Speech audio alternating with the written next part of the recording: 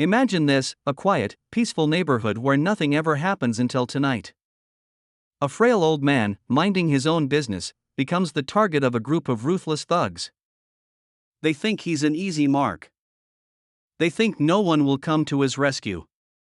But what they don't know is that his son is a highly trained Special Forces operative.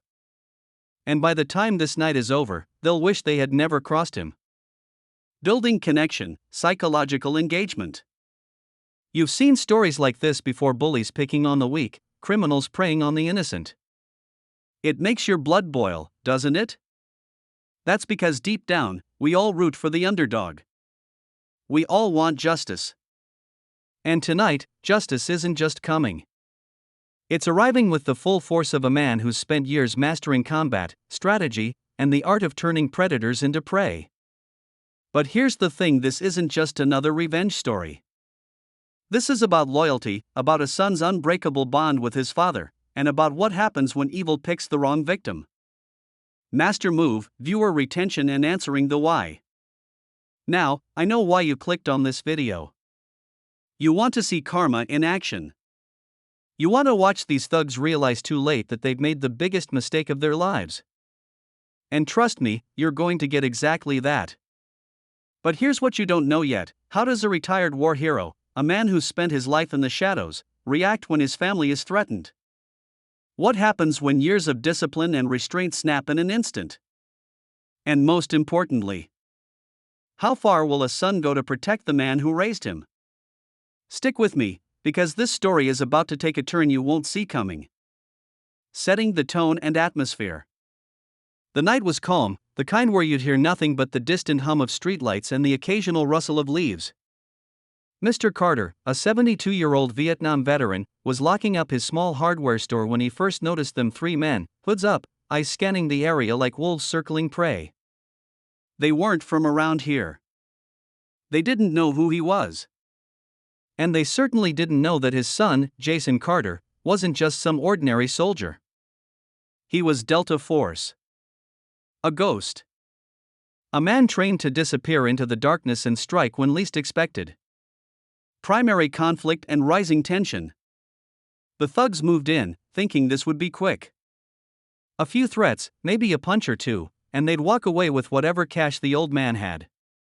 But when Mr. Carter refused to back down, when he stood his ground with the same unshakable resolve he'd carried since the war, things escalated fast.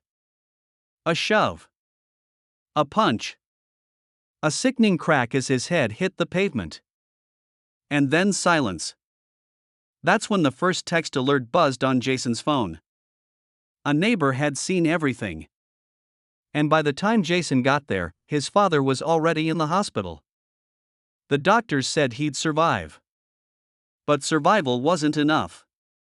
Not for Jason. Because in his world, there were rules. And rule number 1? You don't touch family. Cliffhanger ending.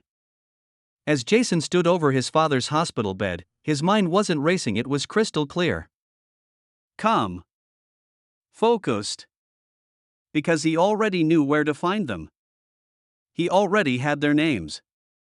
And by sunrise, they would learn the hard way: some men aren't just dangerous. They're unstoppable. But how far would he go? Would he cross the line from soldier to executioner? That's where we're picking up in the next part of this story, and trust me, you do not want to miss what happens next. Call to action and viewer engagement. If you're ready to see justice served, if you want to witness the moment these thugs realize they've awakened a sleeping giant, then stay right here. Because in the next few minutes, you're about to see why you never mess with a Special Forces soldier's family. Don't forget to like, subscribe, and hit that notification bell, because when the action starts, you'll want to be the first to see it. Now let's get into it. This introduction keeps viewers hooked by blending tension, emotional connection, and the promise of explosive payoff, exactly what keeps audiences watching till the end. Jason Carter hadn't always been a ghost. There was a time when he was just a kid from a small town, the kind of place where everyone knew your name and your business. His father, Mr. Carter, had raised him alone after his mother passed away when he was just 8 years old. The old man never remarried, never even complained, just worked long hours at his hardware store and made sure his son grew up right. Maybe that's why Jason had always felt the weight of responsibility, even as a teenager. He wasn't just living for himself, he was living to make his father proud. And when he enlisted straight out of high school, it wasn't just about serving his country, it was about proving something. To himself. To the world. To the memory of the mother he barely remembered.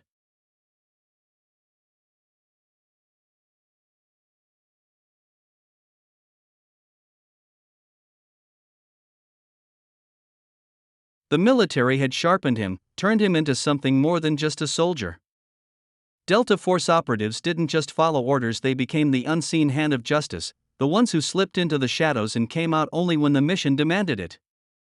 Jason had seen things most people couldn't fathom, done things he'd never speak about, not even to his father. But no amount of training could prepare him for the call he got that night. His father, the man who taught him how to throw a punch before he was 10, the man who'd sat up with him all night when he was sick, was lying in a hospital bed because some lowlife punks thought they could take what wasn't theirs. The rage that surged through him wasn't the hot, blinding kind. It was cold. Calculated. The kind of fury that didn't need shouting or grand gestures. It just needed a target. But here's the thing, this wasn't just some random act of violence. Small towns like his didn't get hit by chance. There was always a reason, always someone pulling strings in the background. And as Jason dug deeper, he started noticing things that didn't add up. His father's store had been struggling lately, not because business was bad, but because someone had been pressuring him to sell. Strange men had been coming in, asking questions, making threats disguised as offers. And then there was the name that kept popping up: Vincent Cole. A local businessman with a reputation for getting what he wanted, no matter who got hurt in the process. Was this just a robbery gone wrong? Or was there something bigger at play? Jason knew one thing for sure: he wasn't waiting for the cops to figure it out. By the time they finished their paperwork, the trail would be cold. No, this was personal. And personal meant handling it himself. But as he started piecing together the clues, he realized something unsettling: this wasn't just about his father's store. There were whispers of something darker, something that went beyond a simple shakedown. Missing people. Dirty money. A network of power that reached further than anyone wanted to admit. And the deeper he went, the more he started to wonder, had his father stumbled onto something he wasn't supposed to see? Was that why they'd come for him? The thugs who'd attacked his father were just foot soldiers, disposable muscle for someone higher up the food chain. But Jason had spent years hunting men far more dangerous than this. He knew how to make them talk. The question was, how much did they really know? And more importantly, who were they working for? Because if Vincent Cole was involved, this wasn't just a fight for justice. It was a war. And wars had casualties. But here's where things got even more complicated. As Jason began his hunt, he noticed something, or rather, someone watching him. A woman, early 30s, always just out of sight. At the hospital. Outside his father's store. Even near his own apartment. She moved like someone who knew how to stay hidden, which meant she was either very good or very dangerous. Was she working for Cole? Or was she something else entirely? A cop? A reporter? Or maybe, just maybe, an ally? Jason didn't have time to guess. Every second he spent chasing shadows was another second his father's attackers had to cover their tracks. And then there was the final piece of the puzzle, the one thing that didn't make sense. The night of the attack, his father hadn't just been carrying the usual cash from the register. He'd had an envelope. Thick. Heavy. The kind that usually held something important. But when Jason searched the store, it was gone. Had the thugs taken it? Or had his father hidden it somewhere before they got to him? And what was inside that was worth almost killing an old man over? Jason was running out of time. Every lead he chased seemed to twist into another dead end, and the longer this dragged on, the more he could feel the noose tightening. Someone didn't want him asking questions. And if he didn't find answers soon, he might not just be fighting for his father's justice, he might be fighting for his own survival. Jason Carter was no stranger to operating in the shadows, but the game had just changed in a way he hadn't anticipated. Just as he was closing in on the thugs who'd attacked his father, his phone buzzed with a message from a number he didn't recognize, a single grainy photo of his younger sister, Rachel, standing outside her apartment building, circled in red like a target. The timestamp showed it had been taken just an hour earlier. His blood turned to ice. Rachel lived 3 states away, under a different last name, a precaution he'd insisted on years ago when his work in Delta Force had put him on the wrong side of some very dangerous people. Nobody should have known where to find her. Nobody except him. The message that followed was even more chilling: stop digging, or she's next. No demands, no negotiations, just a blunt warning. Someone wasn't just watching him, they'd been watching his entire family, biding their time. And now they'd made their move. Jason's mind raced. Had this always been about more than his father's store? Had someone been waiting for an excuse to draw him out? Or was Rachel's sudden involvement proof that his father had stumbled onto something far bigger than a local shakedown? The timing was too precise, the threat too calculated. This wasn't the work of some small-time criminals, this was a professional operation. But the real gut punch came when he finally tracked down one of the thugs from the attack, a wiry, tattooed kid named Marco, only to find him dead in a dingy motel room, a single bullet to the back of the head. Execution style. The room had been tossed, drawers pulled out, mattress flipped, someone had been searching for something.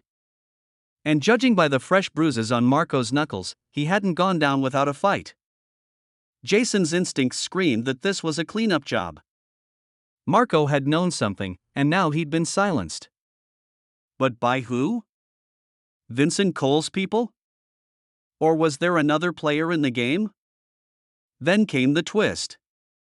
As Jason rifled through Marco's discarded jacket, he found a crumpled receipt from a diner 2 towns over, dated the same night as his father's attack. Scribbled on the back was a series of numbers that looked like coordinates, along with a single word: checkpoint. It meant nothing to him, but the way it was hidden suggested it was important. Important enough to get Marco killed? Before he could piece it together, his phone buzzed again, this time with a call from Rachel. Her voice was steady, but he could hear the undercurrent of fear. "Some guy came by asking about you," she said. Said he was an old friend from the service, but Jason, he knew things. Things only you would know. The pieces were falling into place in all the wrong ways. Someone was playing a long game, and they had access to information that should have been locked down tight. Military records. Family ties. Even operational details only a brother-in-arms would know. Was this a betrayal from inside his own circle? A disavowed teammate? A ghost from a past mission? The woman who'd been following him flashed in his mind. Was she the key, or just another pawn? And then there was the envelope. The one his father had been carrying. The more Jason thought about it, the more he realized it couldn't have been about money. His father wasn't the type to keep large sums lying around. No, it had to be something else. Documents. Evidence. Maybe even proof of whatever had put a target on his back. But without it, Jason was chasing shadows, and the shadows were starting to chase back. The stakes had just exploded. This wasn't just about revenge anymore. It was about survival. His father's. His sister's. His own. And as Jason stood over Marco's body, staring at those cryptic coordinates, one thing became terrifyingly clear: he wasn't the hunter anymore. He was the hunted.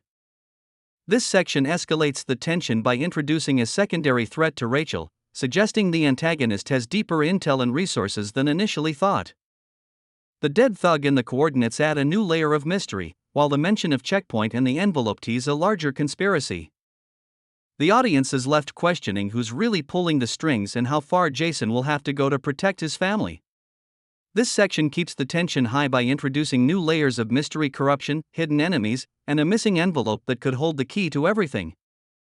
The audience is left wondering who the woman following Jason is, what Vincent Cole's real role is, and what was in that envelope. The slow burn of clues ensures viewers stay hooked, waiting for the next reveal. The coordinates led Jason to an abandoned warehouse on the outskirts of town, a place that should have been empty, but the fresh tire tracks and the faint glow of light beneath the door told a different story. He moved silently, weapon drawn, every sense on high alert. This was it. The answers were finally within reach. But what he found inside wasn't just a revelation, it was a gut punch that shattered everything he thought he knew. Because standing there, in the dim glow of a single hanging bulb, was the woman who'd been following him. Only now, she wasn't hiding. She was waiting. And in her hands was the envelope his father had been carrying the night of the attack. "Took you long enough," she said, her voice steady, her eyes locked on his. "I was starting to think you'd lost your edge." Jason's finger hovered over the trigger, his mind racing. He'd seen her face before, not in this town, not in this life, but years ago, in another country, on another mission. Lena. She'd been CIA, working deep cover on a joint op that had gone sideways. He'd thought she was dead. Everyone had. But here she was, very much alive, holding the one piece of evidence that could unravel this whole mess. The envelope wasn't filled with money or documents. It was a single photograph, one Jason recognized instantly. His father, standing beside a man in military dress uniform. Vincent Cole. Only this wasn't the slick, ruthless businessman Jason had been chasing. This was a younger Cole, decades ago, in a photo that shouldn't exist. Because according to every record Jason had ever seen, his father and Cole had never met. But the truth was worse than a lie. The inscription on the back, written in his father's shaky handwriting, made that clear: "We were wrong about the checkpoint." They knew. They always knew. Lena stepped closer, her voice dropping to a whisper. "Your father wasn't just some random target, Jason. He was part of it. And so were you." The words hit like a sucker punch. The checkpoint. The op that had gone bad. The mission where Lena had supposedly died. It all connected, but not in the way he'd imagined. His father hadn't been attacked because he'd stumbled onto something, he'd been attacked because he'd tried to expose it. And the thugs? They weren't just hired muscle. They were cleanup for a secret that stretched all the way back to that fateful mission, one that had been buried so deep even Jason hadn't realized he was part of the cover-up. But the real twist? The woman who'd been following him wasn't his enemy. She was the only one who'd known the truth all along. And now, with the photo in hand and the clock ticking, Jason faced a choice: walk away and let the past stay buried, or dig deeper and risk uncovering a conspiracy that would burn everything and everyone he cared about to the ground. This twist flips the script entirely. What seemed like a random attack is now part of a decades-old cover-up, and the woman following Jason isn't a threat but the only person who knows the truth. The audience is left reeling, questioning everything they thought they knew about the father, the son, and the real enemy hiding in plain sight. The stakes are higher than ever, and the next move could cost Jason everything. Jason's hands trembled as he stared at the photograph, the faces of his father and Vincent Cole seared into his mind like a brand. Every instinct screamed at him to deny it. This couldn't be real. His father, the man who'd taught him about honor, about standing up for what was right, couldn't have been part of something so dark. But the evidence was right there in his hands, and Lena's grim expression confirmed the worst. She had no reason to lie. Not after all this time. Not after what they'd both lost. The warehouse walls seemed to close in around him as the weight of the truth settled like a stone in his chest. His father hadn't just been a victim, he'd been a loose end. And if that was true, then Rachel's sudden involvement wasn't just a warning. It was a message. They were telling him exactly how far they'd go to keep this buried. Jason's mind raced through the impossible choices ahead. Confront his father now, demand answers while the old man lay defenseless in a hospital bed? Or play along, pretend he hadn't seen the photo, and risk letting the people who'd orchestrated this walk away untouched? Lena broke the silence, her voice low but urgent. They're watching your sister right now. One wrong move, and she's gone. You know how this works. Jason's jaw tightened. He did know. He'd been on the other side of this kind of operation enough times to recognize the playbook. Isolate the target. Apply pressure. Eliminate anyone who becomes a liability. The only difference was that this time, he was the liability. And Rachel? She was the leverage. But the most gut-wrenching realization was yet to come. Lena slid a second photo across the table, one Jason hadn't seen before.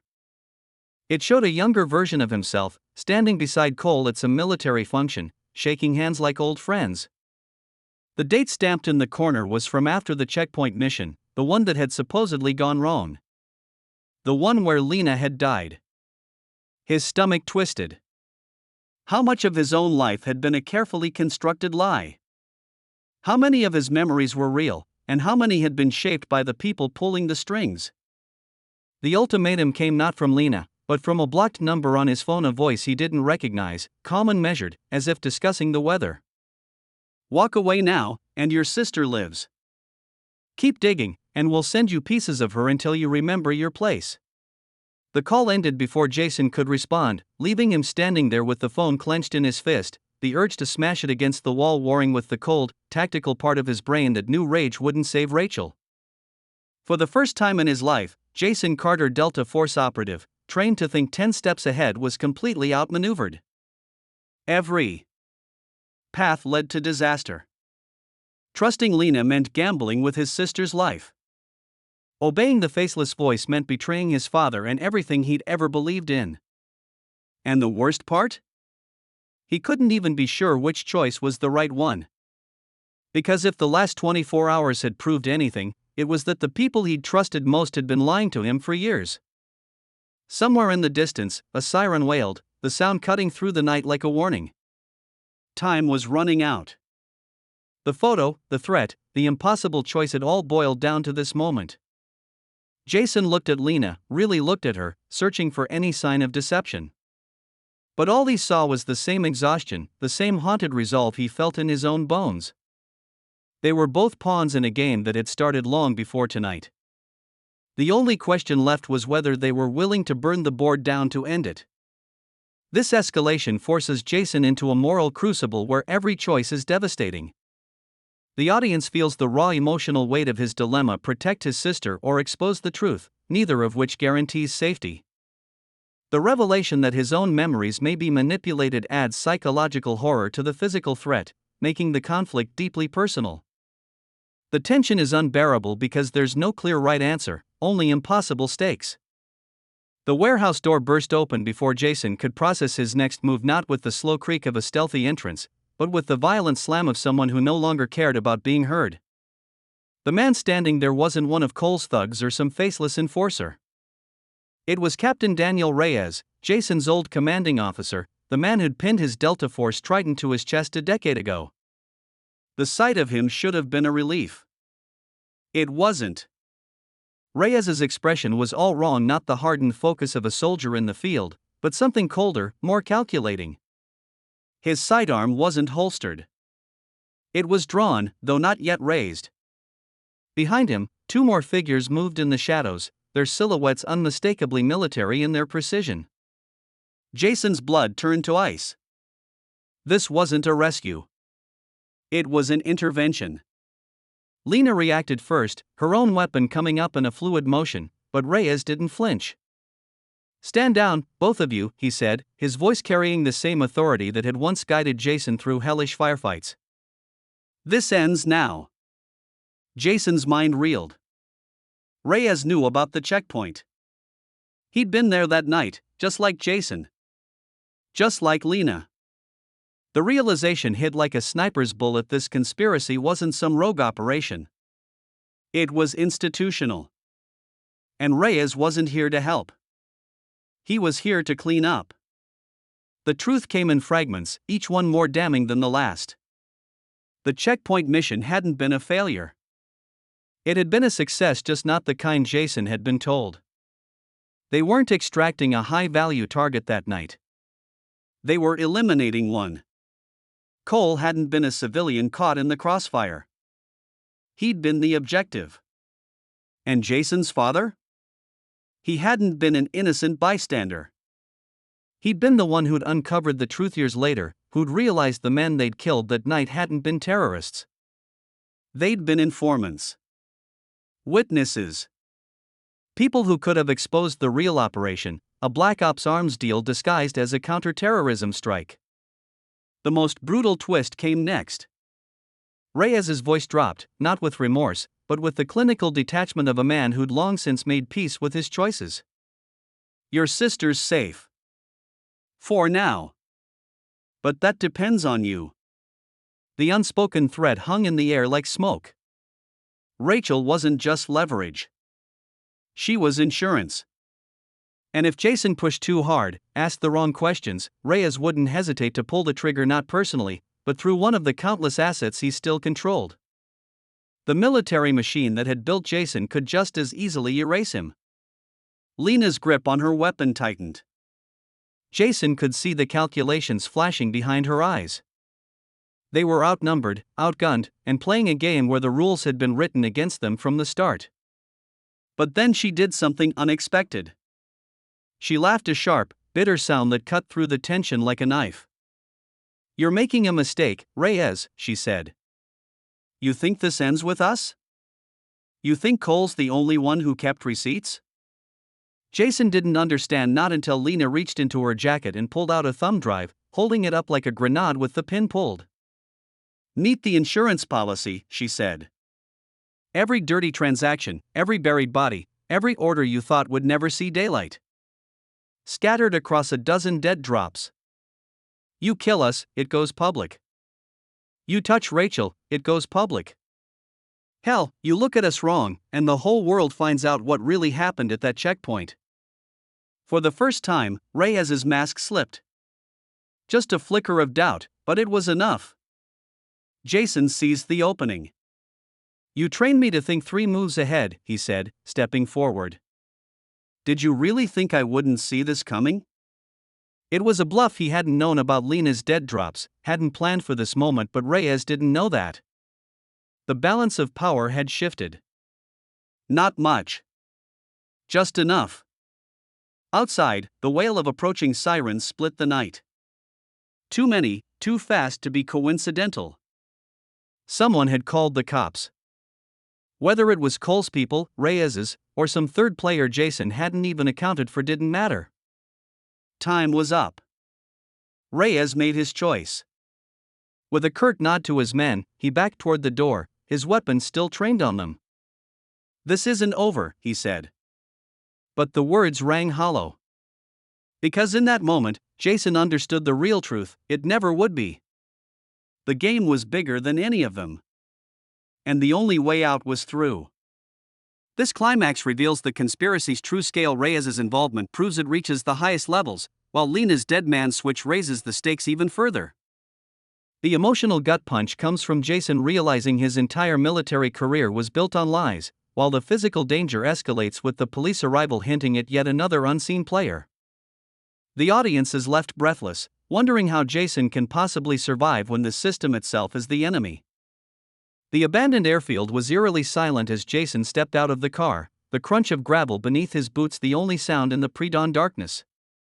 Lena had insisted this was where it would end, where Vince and Cole had agreed to meet, though neither of them believed for a second it was a surrender. The coordinates matched the ones scrawled on Marco's receipt, the word checkpoint now horribly clear in its meaning. This was where the arms deal had gone down years ago. Where the cover-up began. And where, one way or another, it would finally be finished. Cole stood near the rusted shell of an old cargo plane, his silhouette backlit by the first pale streaks of sunrise. He wasn't alone. 2 armed men flanked him, their postures tense, fingers resting on rifle triggers. But it was the figure kneeling at Cole's feet that made Jason's breath catch. Rachel, her face bruised, her hands bound, but her eyes blazing with defiance. Cole smiled, the expression of a man who'd already won. You were always predictable, Jason. Knew you'd come charging in like some white knight. His voice was calm, almost amused, but the gun in his hand pressed against Rachel's temple was dead serious. Jason's training screamed at him to assess, to strategize, but the raw terror clawing up his throat made it hard to think. He'd faced terrorists, warlords, impossible odds, but never like this. Never with his sister's life in the balance. Lena moved beside him, her own weapon drawn but lowered, her gaze flicking between Cole and the guards. She'd promised him a way out, but looking at her now, Jason realized she was just as trapped as he was. Then Cole dropped the bombshell. Your father wasn't some noble whistleblower, Jason. He was part of it from the start. He tossed a file on the ground, the contents spilling out bank records, mission logs, and a photo of Mr. Carter shaking hands with a man Jason recognized instantly, Reyes. He got cold feet when he realized how many bodies it would take to keep this quiet. But you? You were the perfect weapon. We shaped you, trained you, made sure you'd never question the orders we gave you. Even now, you're still playing the role we wrote for you. The words hit like a sledgehammer. Jason's entire life, his service, his sacrifices, even the bond he'd thought he shared with his father had been orchestrated. The checkpoint mission, the attack on his dad, Rachel's abduction, all of it was part of a script designed to push him exactly here, to this moment. Cole wasn't just a villain. He was the architect. And Jason had walked right into his trap. Lena's voice cut through the haze of rage and betrayal. The thumb drive, she muttered. It's the only leverage we have. But Jason saw the flicker of doubt in her eyes. Cole had anticipated that, too. He laughed, a rich, mocking sound. Oh, we know about your little dead drops. Reyes already has teams sweeping every location. By noon, there won't be a single scrap of evidence left. The sun rose higher, casting long shadows across the tarmac. Jason's mind raced. There had to be a way out. Some angle Cole hadn't considered. Then he saw it, the slightest tremor in Cole's hand, the way his gaze kept darting to the plane behind him. He wasn't as confident as he pretended. He was stalling. Waiting for something. Or someone. Jason made his move. Not toward Cole, but to the side, putting himself between the guards and Lena. You're right, he said, loud enough for everyone to hear. You shaped me. Taught me to follow orders. But you forgot one thing. In one fluid motion, he raised his weapon not at Cole, but at the rusted fuel tanker parked near the plane. You also taught me when to break the rules. The gunshot echoed across the airfield. For a heartbeat, nothing happened. Then the tanker exploded. The blast wave knocked everyone off their feet. Jason rolled, ears ringing, vision blurred by smoke and debris. He lunged for Rachel, tackling her behind a stack of cargo crates as bullets whizzed overhead. Lena was already moving, taking out one of the guards with a clean shot to the leg. Chaos erupted, shouting, gunfire, the distant wail of approaching sirens. But through the smoke, Jason saw Cole scrambling toward the plane, clutching a briefcase. Not just running away. Running toward something. Then came the twist, the one Jason never saw coming. As he sprinted after Cole, a figure emerged from the plane's cockpit. Not another guard. Not Reyes. His father. Pale, bandaged, but very much alive and holding a gun pointed straight at Cole's chest. You should have killed me when you had the chance, Mr. Carter growled. The truth crashed over Jason like a tidal wave. His father hadn't been part of the conspiracy. He'd been playing his own long game, letting them think he was compliant while he tracked the money, the weapons, the proof that could bring it all down. The attack on him? Staged. The hospital stay?